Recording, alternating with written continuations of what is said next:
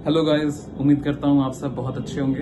तो आज हम लोग बात करने वाले हैं दो मैचेस के बारे में। एक पिछला मैच जो था केकेआर वर्सेस डीसी का, और जो आज का मैच होने वाला है आर वर्सेस जीटी का। तो पिछले मैच के तरफ हम लोग जाते हैं एंड हम लोग को ये समझ आता है कि KKR is on a winning streak and लगातार 4 मैच वो जीत चुके हैं। एंड उनका कमाल का परफॉर्मेंस के पीछे एक ही राज था, वो था उनकी स्पिन डिपार्टमेंट। कमाल का बॉलिंग, कमाल का, मतलब आप सब दंग रह जाएंगे, इतना अच्छा बॉलिंग था उनका। एंड अगर आप नोटिस करेंगे तो 76 रन दिए उन्होंने सिर्फ 72 बॉल्स पे। मतलब उन्होंने 12 ओवर में सिर्फ 76 रन दिए एंड कमाल का बॉलिंग, मतलब फिनोमिनल। आपके पास अनुकुल रॉय की एक्यूरेसी है, आपके पास द गोट सुनील नारायण का मिस्ट्री है एंड प्रिसीजन वरुण चक्रवर्ती। क्या बॉलिंग किया उन तीनों ने, मतलब मैच को एकदम पकड़ के रखा। पावर प्ले में 6 ओवर में से 3 ओवर आपने स्पिन से डलवाए। पहला ओवर अनुकुल रॉय, फिर तीसरा एंड चौथा सुनील नारायण एंड अनुकुल रॉय से आपका 3 ओवर तेज से निकाल दिया एंड आपने वहीं पर डीसी को धीमा कर दिया। और एक बार केएल राहुल आउट हो जाते हैं तो डीसी का बैटिंग डिपार्टमेंट उतना फॉर्म में नहीं है कि वो बहुत बड़े रन स्कोर कर पाए, एंड वो आज भी दिखा। लेकिन आपने फिन एलन की फिनोमिनल बैटिंग देखी होगी, लेकिन आज मैं बात करने वाला हूं एक की प्लेयर के बारे में जो आता है, चुपचाप अपना काम करता और चला जाता है। उसका नाम है अनुकुल रॉय। कमाल की बॉलिंग। अगर आपको कोई ऐसा बॉलर है जो अकील हुसैन जैसे 2 ओवर पावर प्ले में डाल सकता है एंड लेटर एंड में भी आके 2 ओवर डाल के आपको विकेट चटका सकता है, तो आपका नाम अनुकुल रॉय है। बहुत ही आराम से आते हैं, बहुत ज्यादा हाइप लेके नहीं आते वरुण चक्रवर्ती या सुनील नारायण जैसे, लेकिन अपना काम पूरा करते हैं। बड़े आराम से आए, बॉल डाला, आउट किया और चले आए। एंड वो तो अभी प्लेयर ऑफ द टूर्नामेंट भी थे, सैयद मुश्ताक अली ट्रॉफी के। कमाल के बॉलर हैं, कमाल के फील्डर हैं एंड जो उन्होंने अक्षर पटेल का कैच पकड़ा, इट वॉज फेनोमिनल। बहुत ज्यादा मुश्किल कैच था, बड़े आसान तरीके से और अच्छे टेक्निक से उन्होंने गेंद को पकड़ा एंड मजा ही आ गया। बात करेंगे केकेआर की बैटिंग की और डीसी की बॉलिंग की। तो देखिए, रन इतने बनाए नहीं थे डीसी ने कि केकेआर ये मैच हार सके।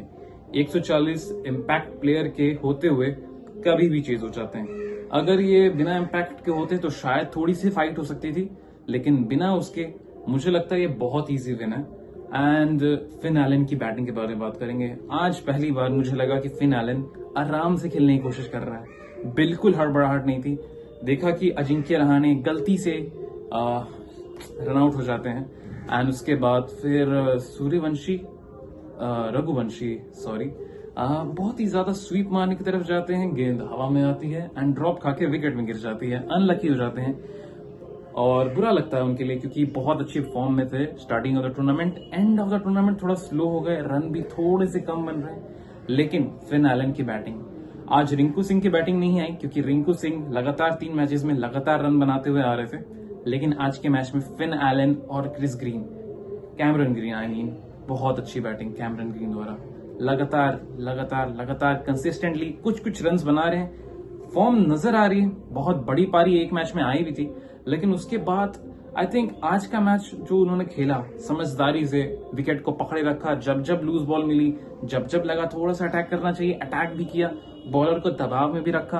और सबसे बड़ी बात कि फिन एलन को अच्छा मौका दिया इस मैच को जीतने के लिए और एक सेंचुरी भी बनाने के लिए। जब शायद 60 रन पे थे फिन एलन और 38 रन चाहिए थे। आई थिंक मतलब 40 ही रन का तो मैच था, लेकिन बहुत ज्यादा कैमरन ग्रीन कैलकुलेटेड थे। जरूर फिन एलन छक्के पे छक्के मार रहे हैं, ये छक्का वहां छक्का, सीधा साइड में, बाप रे बाप, इतना छक्का मारा मैं तो दंग रह गया। 10 छक्के उनके पारी में। कमाल की बैटिंग उनकी, मतलब जितनी बात की जाए उतनी कम। आई थिंक 18 पे 21 में थे, ऐसा बैटिंग हो रहा था एंड फिर 47 में ही 100 मार दिया। क्या बैटिंग किया उन्होंने, ऐसा कोई भी बॉल नहीं था जिसमें मिस हिट भी हुई तो वो थोड़ा सा बाउंड्री रोक के पहले गिरी, नहीं, वो सीधा पार ही गई। और बड़े आराम से बैटिंग करते हैं और कितना क्लीन हिटिंग है, एक बार सेट हो जाते हैं तो फिर तो वो 100 ही बना देंगे, मुझे ऐसा लगता है। एंड काफी लोग कह भी रहे थे कि एक बार ये दानव 6 ओवर तक खेल ले और उसके बाद आउट ना हो तो ये तो बॉलर को खत्म ही कर देगा। एंड आज पहली बार इस आईपीएल में वो 6 ओवर तक टिके एंड काफी सरप्राइजिंग था, क्योंकि अपने जो टेम्पलेट है कि वो मार रुकना नहीं है, पावर हिटिंग के एक बहुत बड़े फौलाद हैं। उन्होंने अपना ईगो को डाउन रखा, विकेट सामने से गिरी 2 तो उन्होंने देखा कि ये पिच थोड़ी सी धीमी है, मैच को जीतना तो है ही, लेकिन अच्छे से अगर जीतना है तो उनका रहना बहुत जरूरी था। रुके आराम से और मारा मारा मारा, बाप रे बाप, 10 छक्के 5 चौके, हम बात कर रहे हैं डबल मारा उन्होंने, चौके कम और छक्के 2 गुना मारे। तो कॉन्ग्रेचुलेशंस केकेआर्स कि आपने बहुत अच्छा कमबैक किया है। शायद 4 मैचेस आपके, एक आरसीबी के साथ है, एमआई के साथ है, डीसी के साथ है एंड एक और कोई मैच है, लेकिन मुझे लगता है अगला मैच जो आपका आरसीबी के साथ है, अगर आप ये रायपुर में जीत जाते हो तो फिर आपके बाकी 3 मैचेस घर पे होंगे। क्लियर कट चांस है कि अगर आप रायपुर वाला मैच जीत जाओ तो फिर ये 3 मैच एक इवन सरफेस पे होगा जिसमें आप कंफर्टेबल होंगे। और अगर आप इन तीनों सरफेसेस पे स्पिनिंग ट्रैक डाल देते हो ना, वो पेसी वाला नहीं, वो बाउंस वाला नहीं, स्पिनिंग ट्रैक, तो आपसे अच्छा स्पिन डिपार्टमेंट किसी का नहीं है। क्योंकि मिडिल ओवर्स में सबसे ज्यादा अच्छी इकोनॉमी अगर किसी टीम की है वो है केकेआर। जरूर स्टार्टिंग में पहले 7 मैचेस में बहुत खराब प्रदर्शन था, उसके बाद का मैचेस में कमाल है। एक बार जीते हैं तो उसके बाद हार ही नहीं रहे हैं। एंड हमने देखा कि 5 मैचेस तो एसआरएच ने भी जीते थे, 4 तो यही भी पहुंच गए हैं, और अगर इन्होंने और 4 जीत गए तो मुझे लगता है ये 3rd या 2nd पे फिनिश कर पाएंगे। क्योंकि 16 पे सारी टीमें पहुंच पाएंगी, लेकिन 17 पे क्योंकि एक मैच इनका बारिश की वजह से आई थिंक ड्रॉ हो गया था, इसी वजह से मुझे लगता है कि एक क्लियर चांस है अगर ये चारों मैच जीतें तो क्वालिफाई करेंगे। लेकिन अभी दूर है, 4 मैच बहुत होते हैं, एक भी हार नहीं सकते क्योंकि 15 पे क्वालिफिकेशन नहीं मिलने वाला है इस साल। तो हर एक मैच के तरफ जाइए, हर एक मैच को कॉन्कर कीजिए, और जैसा आप क्रिकेट खेल रहे हैं सारे प्लेयर्स थोड़ा थोड़ा करके क्लिक करते जा रहे। पहले रहाणे थे, अब जाके रहाणे का फॉर्म थोड़ा डिप हुआ, लेकिन Finn Allen, Cameron green consistently run बना रहे हैं। तो कमाल का बॉलिंग है, कमाल का बैटिंग है, एंड आई थिंक आप बहुत अच्छा कर रहे हो। होप कि आप और अपने केकेआर फैंस को उम्मीद बढ़ाओ, क्योंकि मैं भी केकेआर का बहुत बड़ा। बात कर लेते हैं हमारा आज के मैच के बारे में, जो है जीटी वर्सेस आरआर का। सिवाय मानसिंह में यह मैच होने वाला है। अगर हेड टू हेड देखा जाए तो शायद 2 है जीटी और 1 है हमारे आरआर का। एंड इसके मैन ऑफ द मैचेस भी देखें तो संजू सैमसंग ही है इकलौते खिलाड़ी इन 3 मैचेस में जिसने मैन ऑफ द मैच जीता है। एंड दूसरे में राशिद खान का नाम था और सुदर्शन राय का नाम था। लेकिन देखा जाए तो फिर अभी तो संजू सैमसंग भी नहीं इनके पास, और सिवाय मानसिंह में जीतना बंद कर गया। पहले ये बहुत जीतते थे, अब ये नहीं जीतते सवाई मानसिंह स्टेडियम में। इनका गुवाहाटी बेस बन चुका है। सवाई मानसिंह में ये आते हैं मैच खेलने, लेकिन उतना अच्छा प्रदर्शन नहीं करते। अब हम दोनों टीम को बैलेंस आउट कर लेते हैं कि कौन किस पे भारी पड़ता है। तो पहले आप ये याद रखिए कि गुजरात में सिर्फ 3 खिलाड़ी हैं जो बहुत अच्छी फॉर्म में हैं, वो है जॉस बटलर, सुदर्शन और गिल। अगर आपने राजस्थान के बॉलर्स ने इन्हें 10 या 8 ओवर के अंदर 3 विकेट देके शायद 100 रन पे भी आउट कर दिया ना, तो फिर राजस्थान अपने आप को एक गेम में पाएगी, राजस्थान अपने आप को पैक कर पाएगी। क्योंकि अब तो राजस्थान का मिडिल ऑर्डर भी फॉर्म में है। डोमिनन फरेरा, रियान पराग एंड ये दोनों, शर्मन हटमायर, आपके पास बैट्समैन हैं, आपके पास बैट्समैन की कमी नहीं है, और वो क्लिक भी कर जा रहे हैं बीच बीच में। और आपके पास शिवम दुबे भी हैं, तो बैटिंग ऑर्डर तो है आपके पास। अगर आपने इन्हें जल्दी आउट कर दिया तो फिर राजस्थान के पास एक चांस है अपने किले को बचाने का। वो किला जिसमें आप चेन्नई सुपर किंग्स और राजस्थान रॉयल्स की देखो तो वो बहुत पास थे पहले। मतलब उनका किला भेदना भी बहुत मुश्किल था और इनका किला भी भेदना बहुत मुश्किल था। लेकिन अब दोनों का किला पहले भेदा जा पा रहा था, लेकिन अब चेन्नई ने वापस अपने किले को रीगेन किया है एंड उन्हें अब भेदना आसान नहीं है। लेकिन राजस्थान अभी भी स्ट्रगल कर रही है अपने किले को वापस से रिस्टोर करने के लिए। लेकिन हाँ, अगर राजस्थान के मैच जीतना है तो साई सुदर्शन को तो आउट करना ही पड़ेगा, क्योंकि साई सुदर्शन का स्ट्राइक रेट और एवरेज इस टीम के सामने कमाल का है।